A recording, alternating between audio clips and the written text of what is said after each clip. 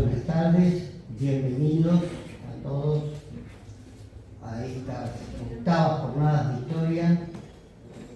Así que trataremos de aprovechar el tiempo que nos queda lo más eficaz posible. Quiero antes que nada agradecer al profesor Heriberto Pesarini, que hoy no se encuentra presente por razones de salud, pero también aprovecho esta oportunidad para expresar mis votos de confianza que se va a recuperar y tendremos la posibilidad de tenerlos aquí con nosotros.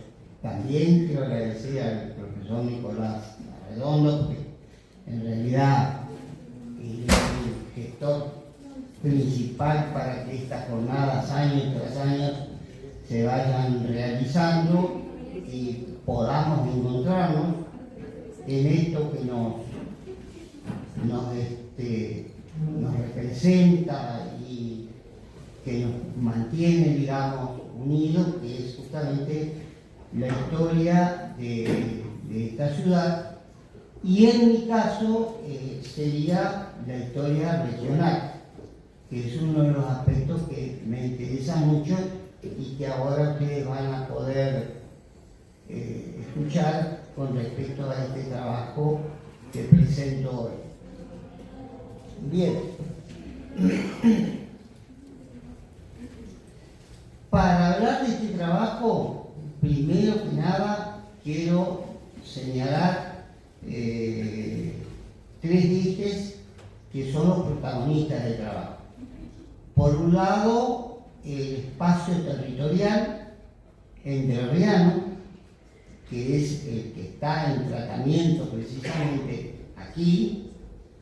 Por otro lado, el factor humano, que obviamente no puede faltar de la transformación histórica que se ha logrado con el territorio entrerriano. Y tercero, el ferrocarril. ¿Por qué ese título de partícipe necesario? Un título medio judicial parece, por ahí. Pero en realidad, en este caso, tiene que ver porque entendimos que sin el ferrocarril esta transformación histórica no hubiera sido posible.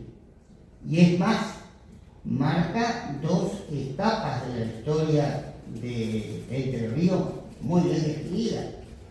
Una era preferroviaria, anterior al ferrocarril, y obviamente lo que viene después con el desarrollo de este medio de transporte que evidentemente revolucionó las comunicaciones terrestres.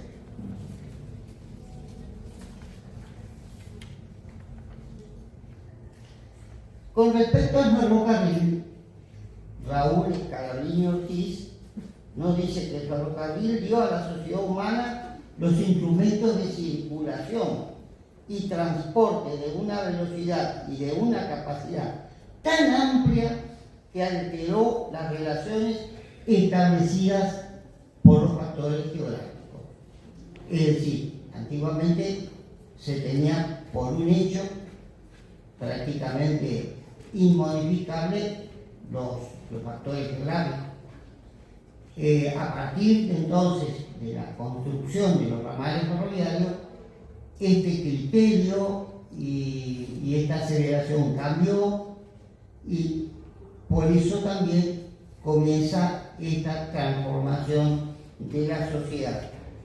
Especialmente, ¿por qué?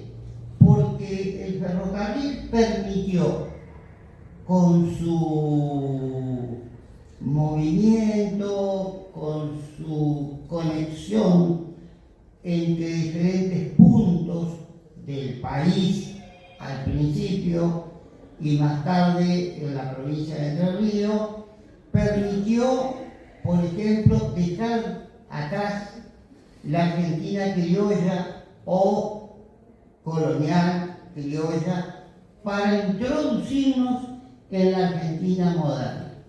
Un cambio total, trascendental, que se lo va a apreciar en su verdadera dimensión en Entre Ríos, carretera Entre Ríos, recién a partir de las primeras décadas del siglo XX.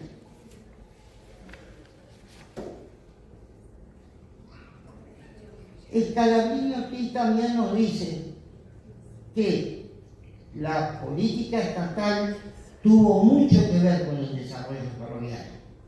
Si bien comenzó a partir del interés y del avance de las empresas privadas, especialmente británicas, después el Estado comienza a participar y allí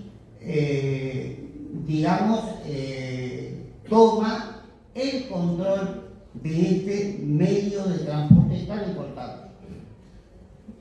Dice Scalabrini Ortiz que la política estatal culmina con la ley 6.757 del 11 de octubre de 1908, por la cual se creó la Administración General de los Ferrocarriles del Estado. Bien, ¿cómo dividimos, cómo estructuramos este análisis que tiene que ver con un aspecto geográfico, pero también tiene que ver con un aspecto histórico? Geográfico, ¿por qué? Porque evidentemente está la transformación del territorio entrerriano.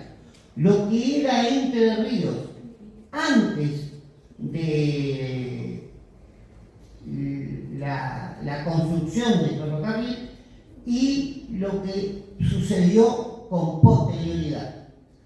Para eso, en el análisis de la provincia, dividimos entonces en 4 a la provincia, de tal manera que analizamos, por un lado, la costa oeste, la que da al río Paraná, la franja costera del río Paraná, por el otro, la franja inversa, la que da al río Uruguay, y digamos, ¿qué pasaba con esas dos regiones de Entre Ríos y qué pasaba con el resto? Hay una tercera parte del análisis que se refiere al sur de la provincia de Entre Ríos, donde Entre Ríos, digamos, se junta allí o, digamos, se prolonga en la región del Taica. En este caso, allá hay una ciudad que de alguna manera marcó un hito también en la historia ferrocarrilera de la provincia, que fue Gualeguay, con la construcción allá por 1864 del primer entrerriano, el primer tramo ferroviario muy pequeño, muy corto, de 10 kilómetros, que se hizo en la época de Urquiza. Del lado de Paraná, evidentemente que cuando se construye el ferrocarril ya había ciudades referentes, La Paz, Paraná, Diamante, Victoria. Del lado del Uruguay pasaba lo mismo, el caso de Concordia, Colón, Concepción del Uruguay, Gualeguaychú. Pero, ¿qué pasa? Este poblamiento que viene de vieja data, de la época casi colonial, este poblamiento tenía que ver con una franja costera muy acotada.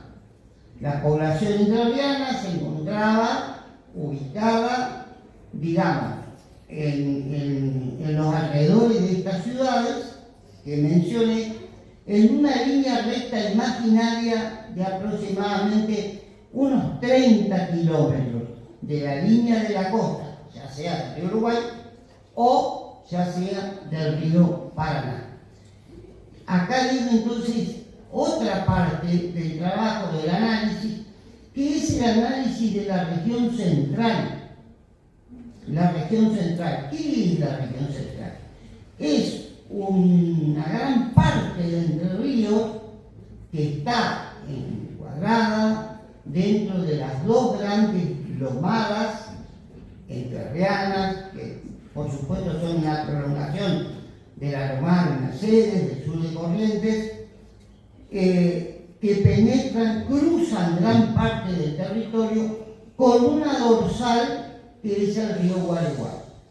Esta región, prácticamente hasta fines del siglo XIX, y me atrevería a afirmar comienzos del siglo XX, primera, segunda década, estoy hablando de 1910, 1915, 20, todavía permanecía casi desierto.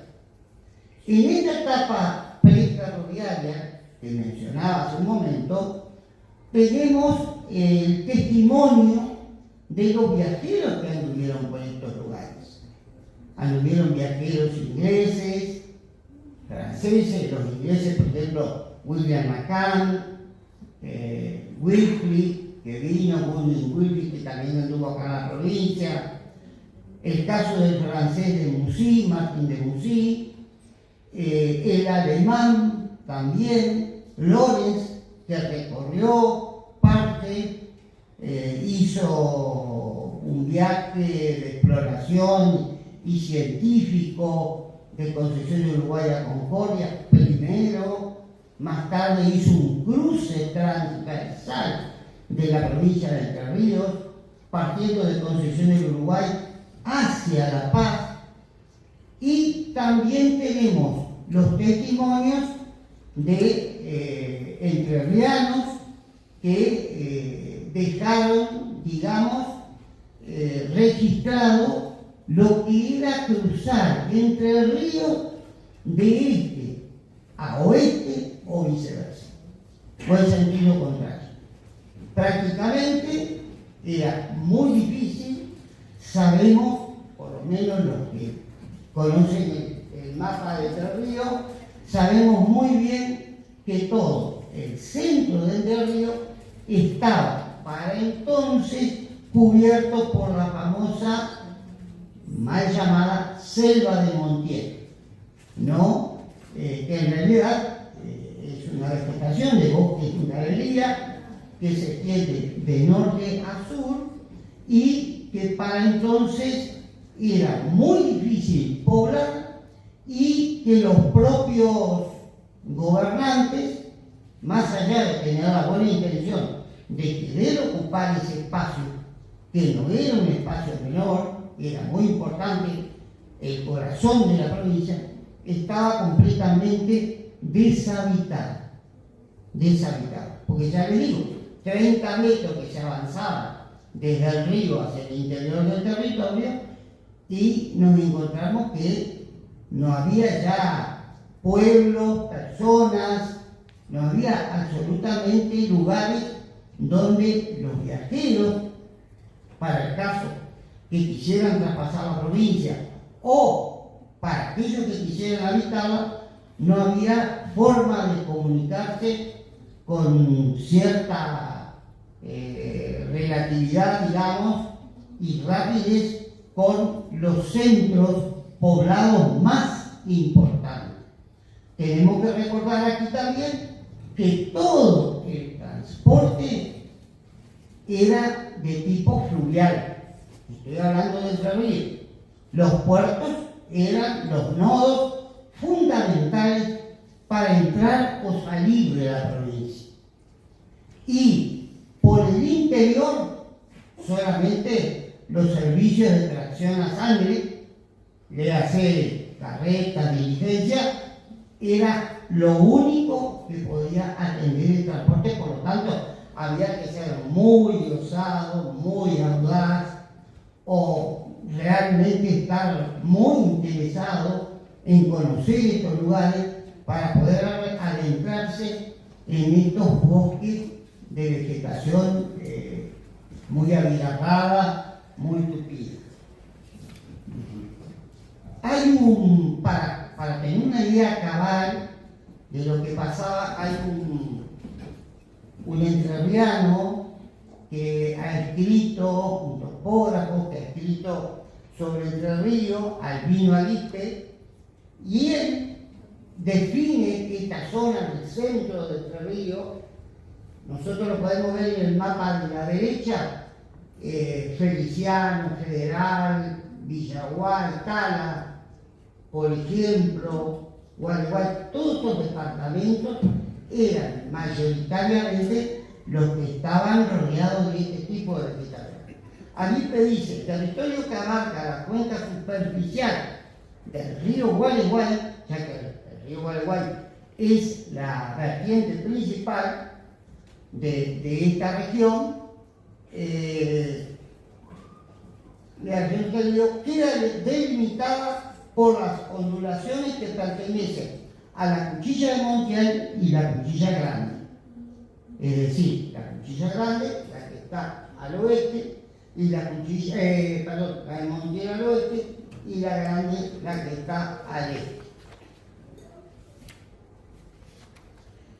Si bien todos los testimonios, en el caso de lo que estoy comentando en este momento, de los extranjeros, eran en cierta manera neutros, porque solamente se remitían a relatar el paisaje y las vivencias, los que ellos habían vivido al transitar estos territorios. Imagínense, sin caminos, sin puentes, cruzando muchas veces en balsa o como podían los cursos de agua. Sabemos que Entre Ríos es una provincia que está ocupada por innumerables cursos de agua, más allá de los principales que siempre nombramos. Muchos arroyos, vertientes, lagunas, así que eso más dificultad. Pero, como dije, eran relatos neutros, es decir, ¿qué querían aportar? Nada, simplemente aportar la realidad que ellos habían vivido y los lugares por los que habían transitado. Sin embargo, en 1883 está el relato de un señor Tenreiro de Concepción del Uruguay, que también hizo el trayecto, cruzó la provincia de este a oeste. ¿Pero para qué? Él, si bien el relato es extraordinario, no oculta nada, puede ser que quizá exagere un poco en alguna cosa, puede ser. ¿Pero por qué? Porque en 1883 asume allí el general Eduardo Racedo, que se va a convertir en gobernador de la provincia de Entre Ríos. Y Racedo, fiel exponente de la Constitución de 1853 y un militante de la generación del 80, es lo primero que propone, seguir así a rajatabla la Constitución y al mismo tiempo también modificar, porque se había trasladado cuando Entre Ríos se convirtió en capital de la Confederación Argentina, Paraná se convirtió en capital de la Confederación Argentina. La capital fue trasladada a Concepción de Uruguay. Ahora, ¿qué quiere Racedo? Volver a reponer la capital en la ciudad de Paraná. Y este señor Tenreiro hace, como dije, todo este relato. ¿Pero por qué? ¿Por qué razón lo hace? Más que nada porque él quiere reafirmar que era muy difícil atravesar el interior entrerriano y pone de manifiesto la importancia que tenía el transporte fluvial, que si bien demoraba, porque tenía que dar toda una vuelta por el sur de Entre Ríos para después encauzar el Paraná y llegar a la capital de la provincia, sin embargo, era para él lo que debía prevalecer pero en el fondo su objetivo verdadero, real, era sostener y respaldar que la capital quedara en Concepción del Uruguay.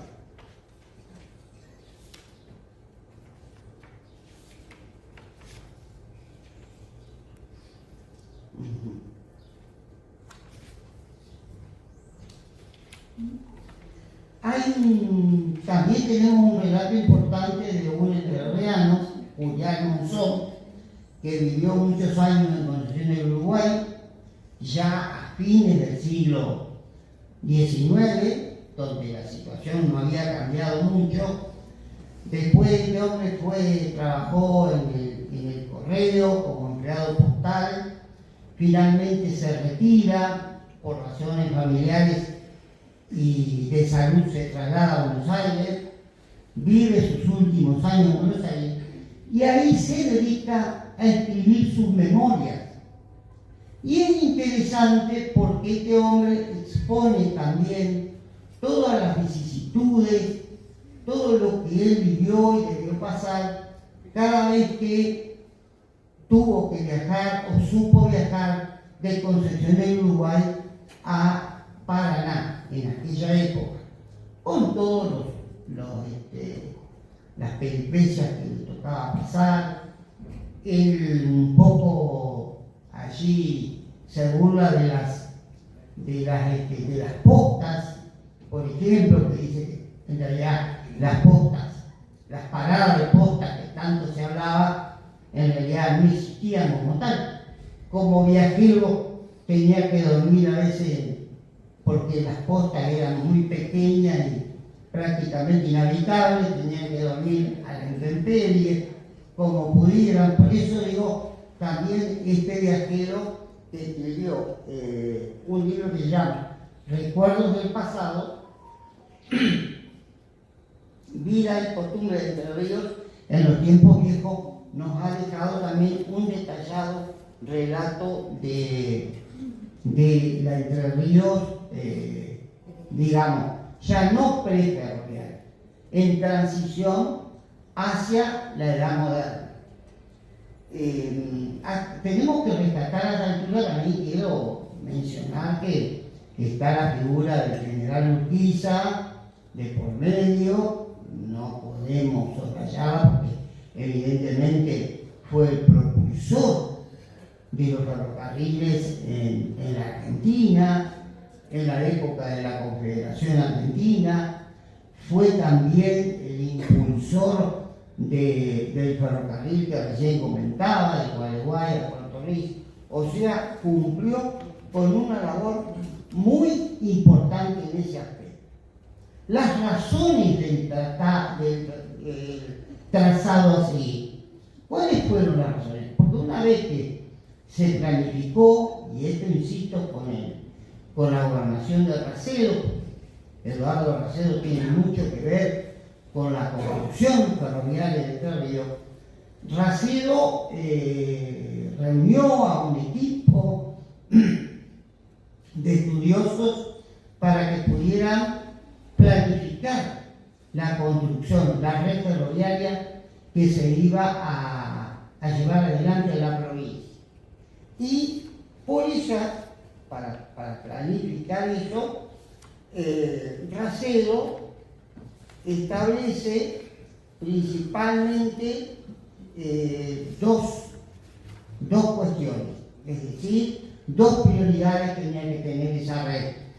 Por un lado, tenía que acelerar el transporte, superar los escollos naturales que presentaba la provincia, en primer lugar, y en segundo lugar, impulsar el asentamiento de colonias agrícolas, que ya sabemos, las principales colonias agrícolas, a partir de la llegada de los ruso-alemanes a la zona de Paraná, de los alrededores, de Diamante, y también de las colonias del lado del río Uruguay, sabemos bien que esas colonias se asentaron, como el caso de la colonia de San José, que acá también tenemos que mencionarlo quizás como el principal gestor. Esta gente se asentaba, sus colonias y las tierras que adquirían, las hacían en lugares muy cercanos a los puertos. Los puertos tenían importancia porque obviamente eran, como dije hace un momento, eran los únicos lugares de entrada o salida del territorio.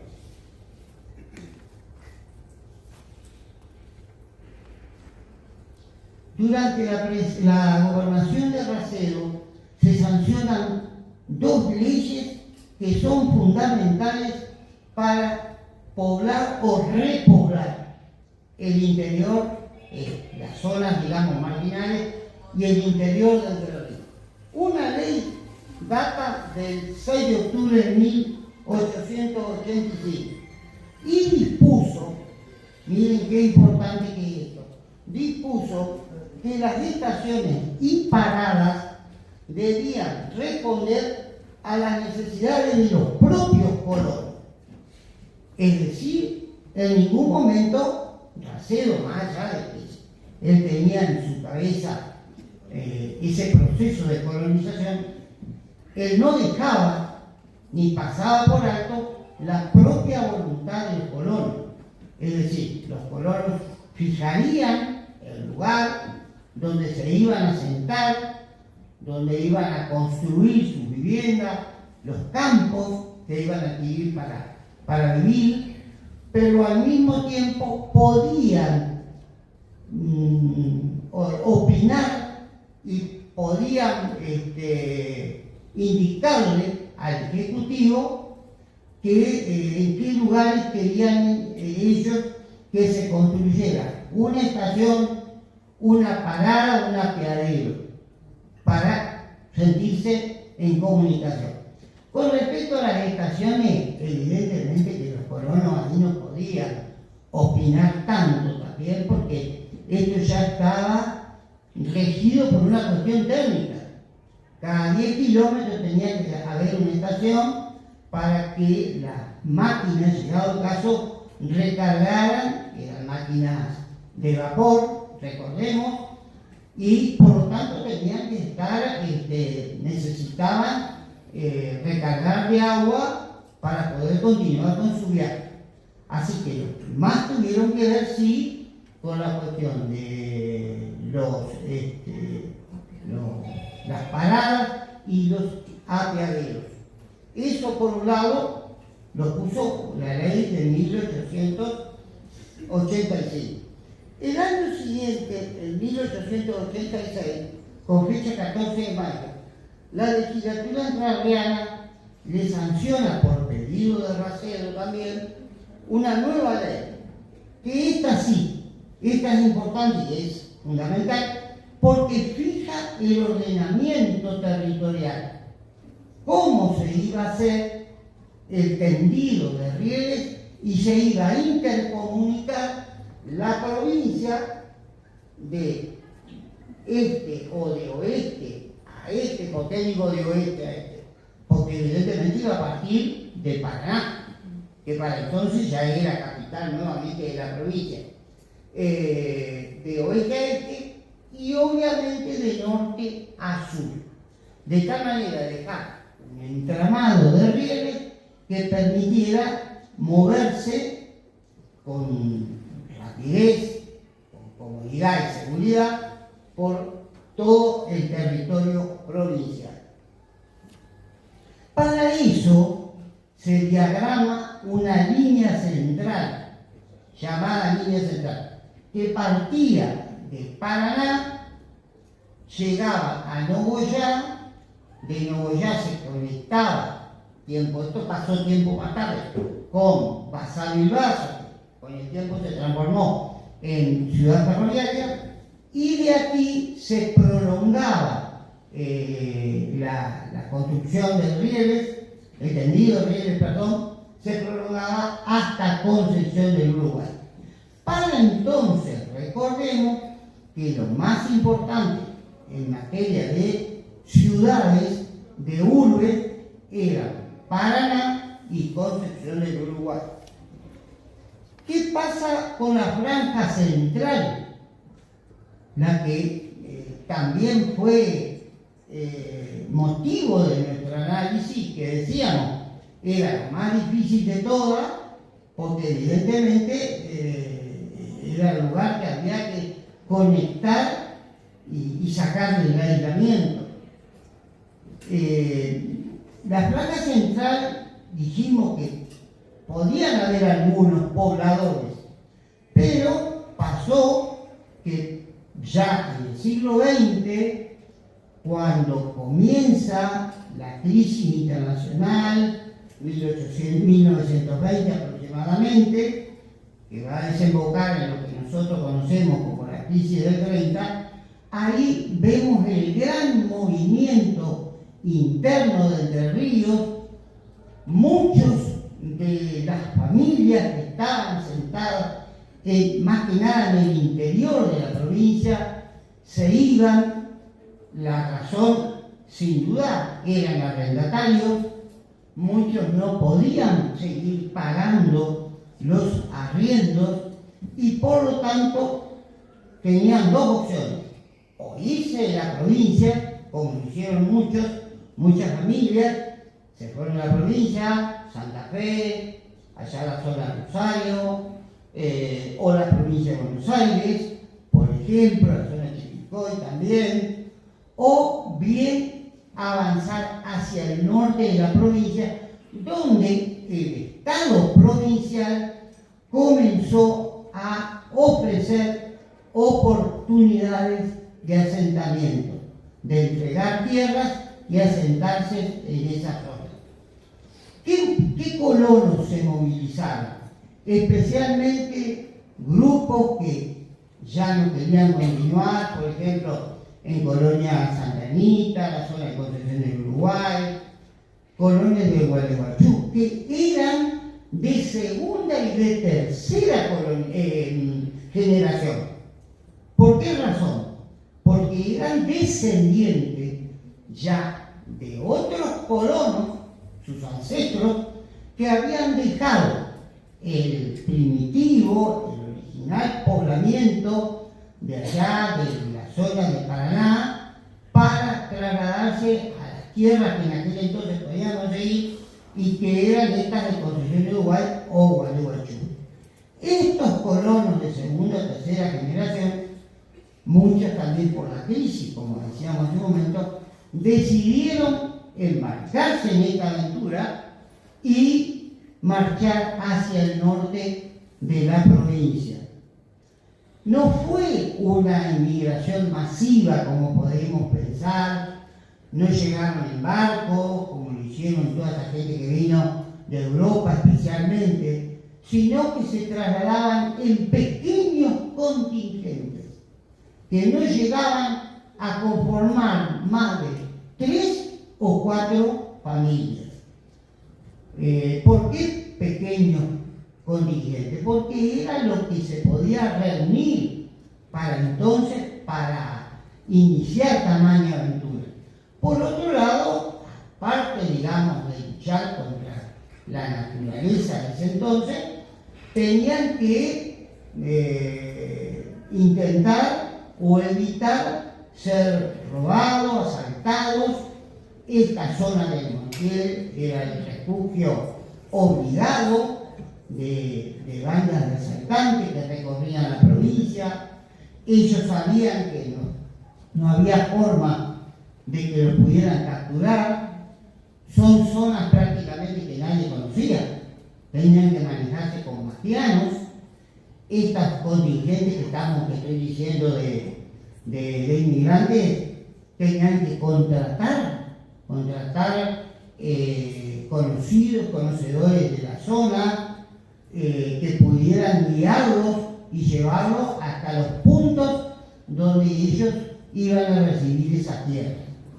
Acá hubo dos formas.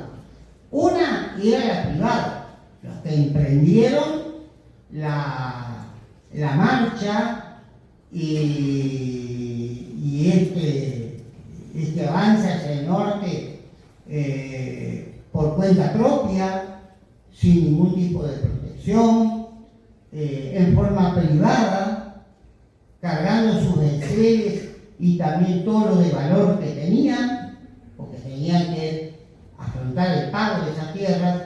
Y segundo, los que siguieron o se anotaron, por decirlo así, con la colonización oficial, que también hizo lo suyo.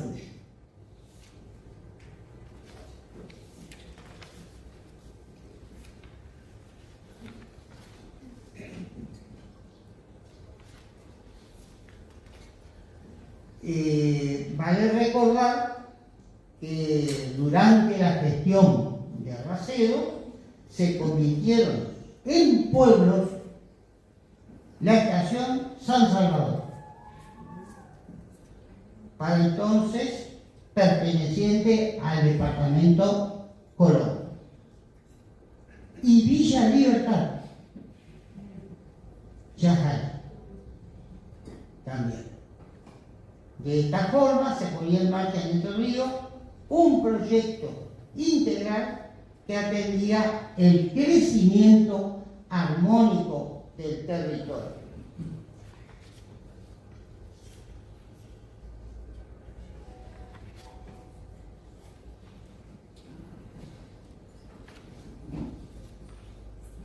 Bien.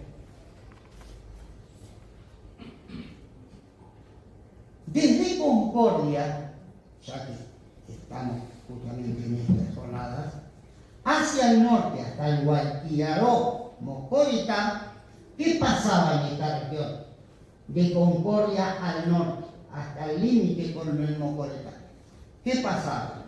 Por ejemplo, la colonización contribuyó con el crecimiento y evolución de las comunidades como federación, antes llamada Mandisoví, con trayectoria histórica, hispánica y jesuítita.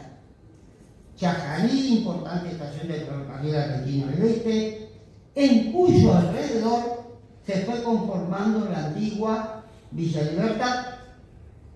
Sin embargo, fuera de estas estaciones, para entonces, colonias, fuera de esto, hacia el interior, ubiquémonos sobre la margen del río Uruguay, hacia el interior, lo que hoy serían los departamentos de Federal, Feliciano, miembros, prácticamente no se encontraba población.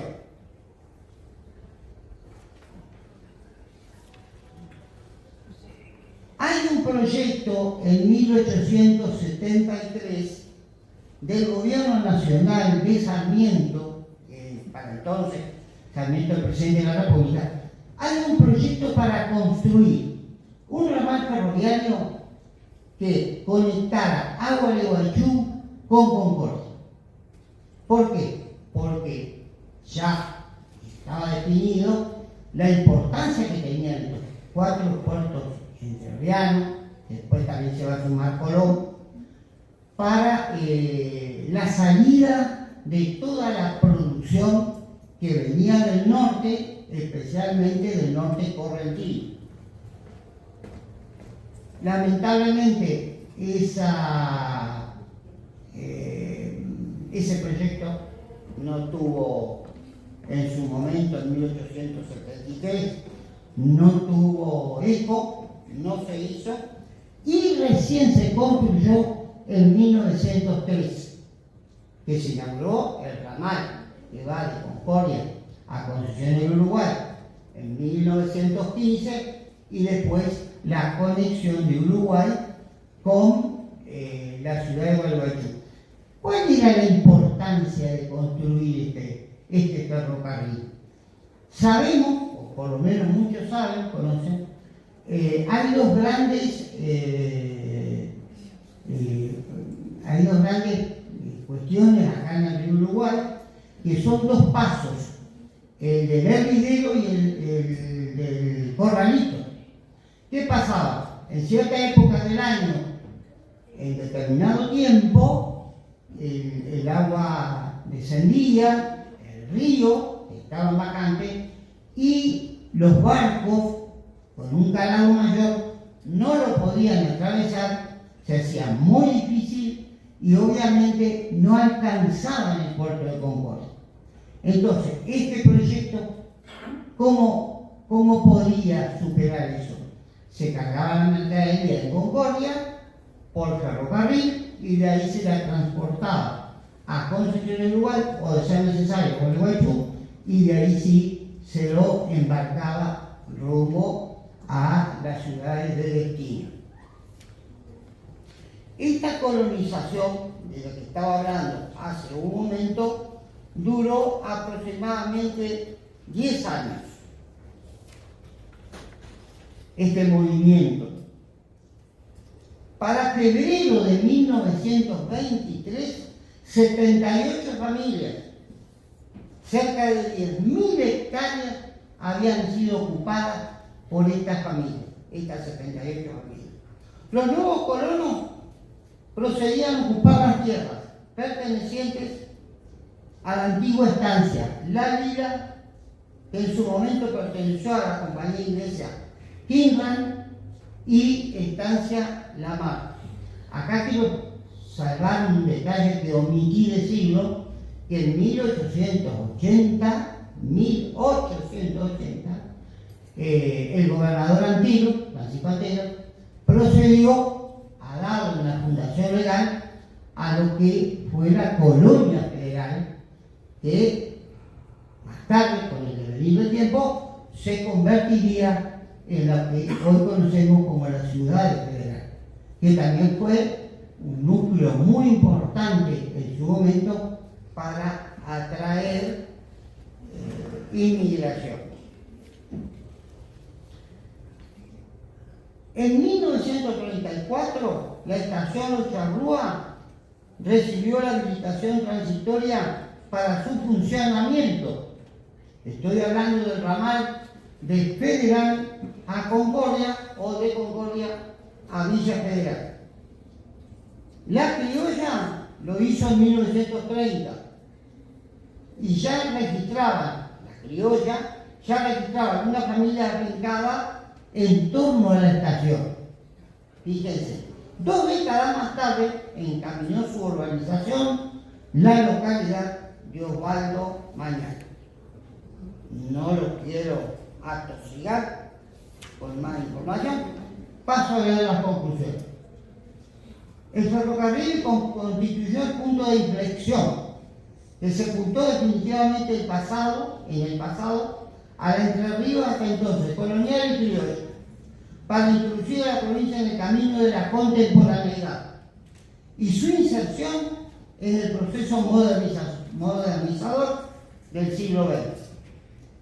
La interconexión ferroviaria entre los 4 puntos cardinales de la provincia determinó un redireccionamiento en la instalación de colonias agrícolas y flujo colonizador de familias que al afincarse en torno a las estaciones ferroviarias, hasta entonces ubicadas en medio de la nada, sentaron las bases para la formación inicial de villorios, pequeños poblados, cuyo crecimiento permitió transformar y afianzar la planta urbana inicial y en breve tiempo pasaron a ser importantes nudos ferroviarios, destacándose el número de pasajeros en tránsito con la consecuente instalación y desarrollo de servicios. Porque ¿qué pasó?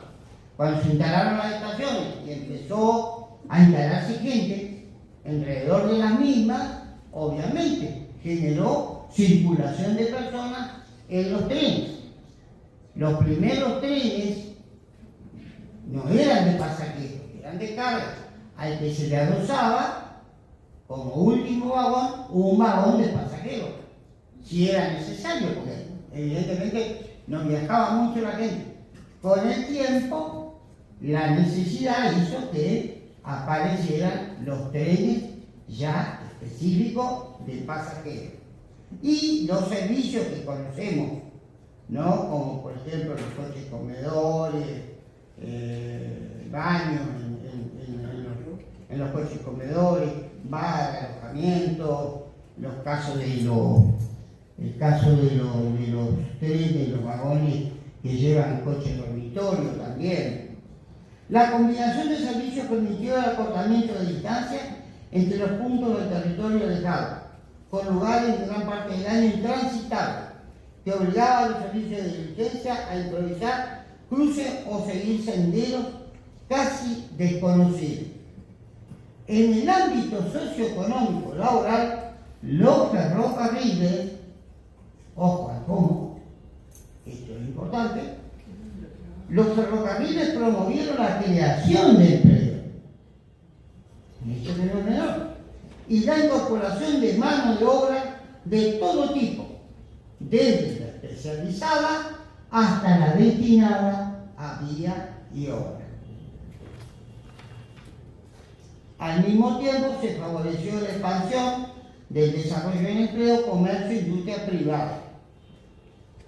Las estaciones ferroviarias construidas en parajes completamente desolados arracimaron a los primeros grupos de pobladores, cumpliendo además de su función específica una suerte de centros de conexión con el resto del mundo exterior. El servicio telegráfico pudo emitir mensajes que por razones de salud, familiares y urgencia pedían los lugareños allí, cercanos a la estación, y conectarse con familiares o con servicios que podían ser atendidos en ciudades más grandes. La nomenclatura utilizada, miren también, esto no es un hecho menor, la nomenclatura utilizada por el sistema ferroviario para designar estaciones, apeaderos o circunstanciales paradas, junto con los nombres asignados por los lugareños o parajes, arroyos o rinconadas, contribuyeron a ampliar el conocimiento territorial del río. Había un montón de lugares del río. Los nombres no existían, porque no había gente también. Sin embargo, en la medida que el hombre pudo ocupar esos territorios, fue bautizando esos lugares. Nuestra provincia sabe de nombres criollos por todos lados, guaraní en muchos casos, así que eso ni habla. Identificar, dice, estudio geográfico, amplió el estudio geográfico, definitivamente identificado por el imaginario social.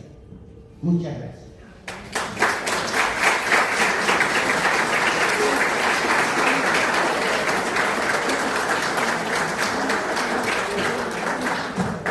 Muy bien, excelente trabajo.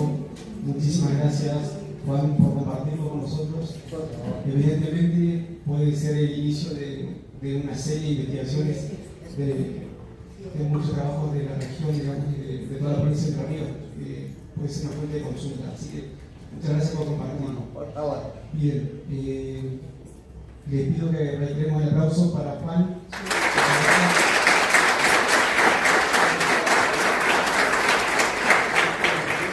El profesor Castel mencionó ya el profesor Alberto Pesarini, que es el titular del archivo histórico de la Municipalidad de Concordia. Y bueno, antes de leer la introducción que yo leía, dije, no tengo que olvidar de mencionarlo a Alberto, y gracias Juan por haberlo traído. Y no lo dejé anotado en la guía porque tengo acá que imprimir el trabajo que él ya nos presentó para que lo ofrece para estas jornadas. ¿Qué lo ofrece? Exacto, sí. Él no puede estar presente con problemas de salud, pero asegura que se va a recuperar y que nos va a acompañar en un próximo encuentro. Bueno, ahora les voy a pasar a los presentes, vieron que yo les dejé un formulario de inscripción. Entonces tengo la nómina de personas que se inscribieron, voy a pasar para que le dejen firmada la asistencia. Por supuesto que quienes no estén en la lista simplemente se agregan al final con la parte en blanco de la hoja, ¿sí? Voy a pasar, lo lo va pasando cada uno. Hacemos un pequeño intervalo mientras nos organizamos con la próxima etapa.